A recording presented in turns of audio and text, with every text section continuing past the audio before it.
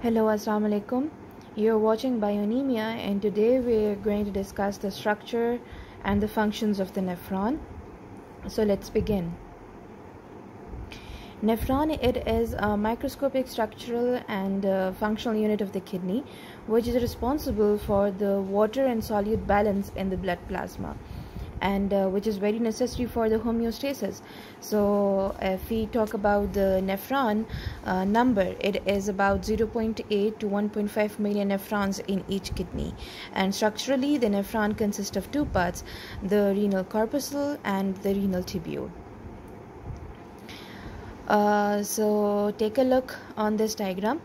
If we zoom out a smaller portion of the kidney, so the structure of the nephron can be easily seen and discussed.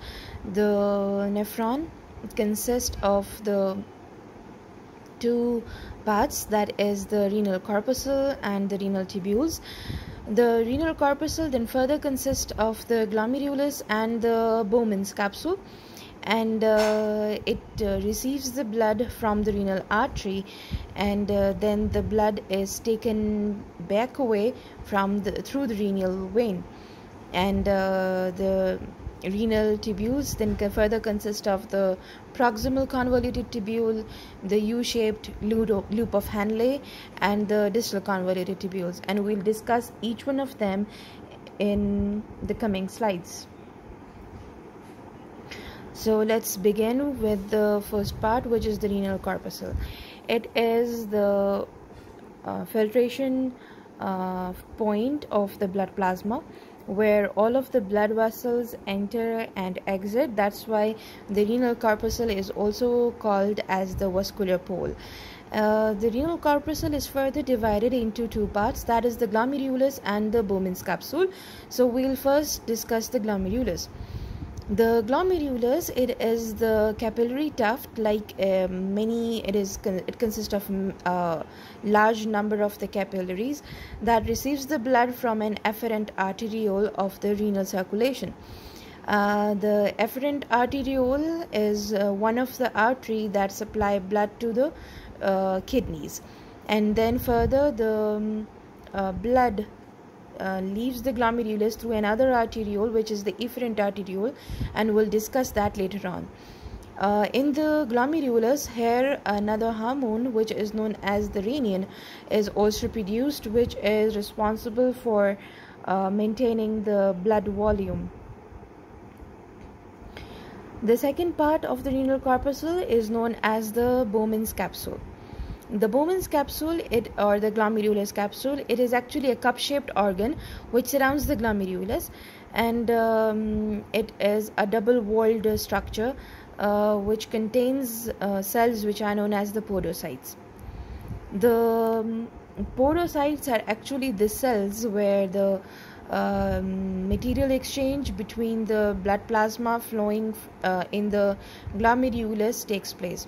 The pores in between the capillary endothelium of the glomerulus and the podocytes are too large, so it becomes easy for the diffusion of the molecules from the glomerulus into the Bowman's capsule.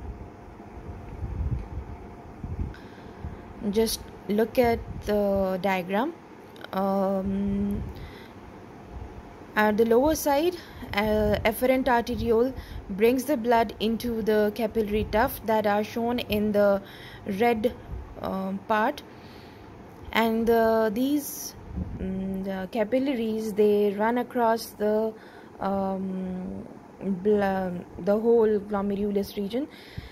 The blood that flows from the efferent arteriole then leaves the glomerulus through the efferent arteriole, which is shown above, and you can see in the diagram that in between the glomerulus and the podocytes of the Bowman's capsule, there is enough space in between them, so the diffusion is made easy, and that's why the exchange of materials took place and filtration occur of the blood plasma.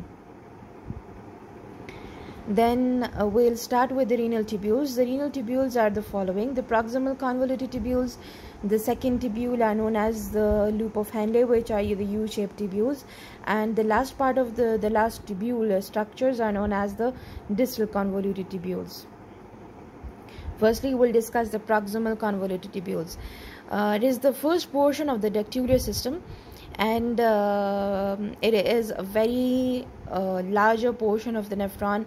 Like, these tubules are very much in length, but as the name convoluted means that they are very densely coiled with each other, and the epithelial cells of the proximal convoluted tubules also contain a very large amount of the microvilli, which also increase the surface area for the diffusion, for the absorption and reabsorption. And here the reabsorption of various substances occur from the filtrate, which is coming from the Bowman's capsule, and those substances include water, glucose, and particularly the salt, which is known as the sodium. Then we'll head towards the second part of the tubular structure, tubular system, which is known as the loop of the Henle. It is a U-shaped tubules that consist of the two limbs, the descending limb and the ascending limb. The descending limb is very much permeable to water, and the ascending limb is very much permeable to ions. So here the solute and water homeostasis is maintained, and the loop of Henle also transfers the filtrate from the proximal convoluted tubule into the distal convoluted tubules. The last part of the tubular system is known as the distal convoluted tubules, and these tubules, they receive the hormone, which is known as the antidiuretic hormone, from the adrenal glands that are present above each kidney, as we discussed in the previous video also. And here, unlike the other parts of the nephron, the absorption of water completely depends upon the availability of water in the blood plasma. That if the blood plasma is having a low amount of water, so the ADH is secreted from the adrenal glands into the distal convoluted tubules, and the water is reabsorbed. But if the blood plasma contains enough water, so then the ADH is not secreted, and the further reabsorption of water in the distal convoluted tubules do not take place, and as a result we pass out the diluted urine. The distal convoluted tubules then further ends into the collecting ducts that collects all of the fluid which is coming from all of the parts of the nephron, and finally this fluid is termed as the urine, and this urine is then further transported towards the urinary bladder through ureters, and upon the urge of urination, which is known as the micturition, the urine is then excreted out through the urethra. And that's all for the structure of the nephron.